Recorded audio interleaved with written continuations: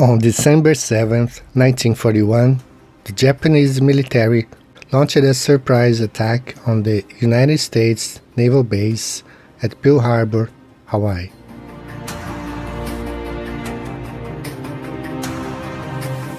Although the attack is interpreted as being a surprise attack, information made public recently confirmed that the top echelon of the U.S. Armed Forces were aware of the attacks weeks prior to the event.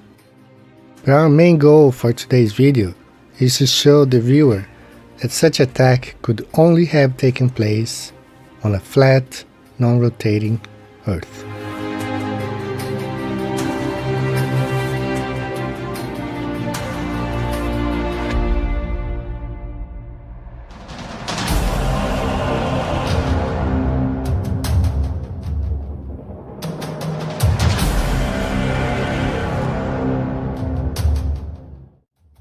On a spinning ball Earth rotating at more than 1,000 miles per hour at the equator from west to east, it would have been impossible for the Japanese airplanes to have reached Hawaii, which, according to the heliocentric belief, spins with the Earth under the airplane at a much faster speed than the speed of old World War II era warplanes. The famous pilot, with over 1 million subscribers, recently stated that, as the aircraft gets airborne, the Earth would still be rotating under it.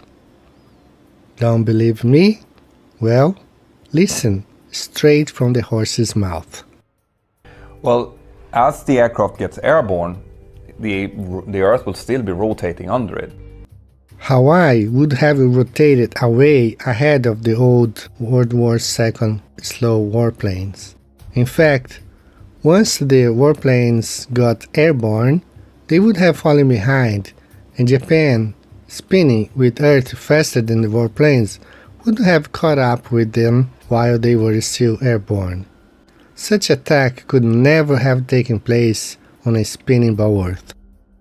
Even with today's technology, an airplane flying from Nairobi, Kenya, to Singapore, cities which are both located right at the equator, the airplane would never reach its destination once the aircraft speed is only 500 miles per hour, while at the equator, the Earth spins at 1,000 miles per hour.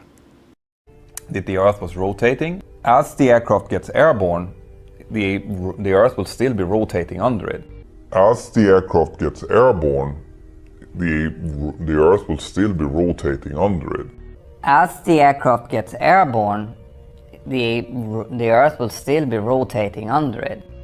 If that was to be the case, no flight from west to east would ever reach its destination. Cities would just rotate away ahead of any airplane.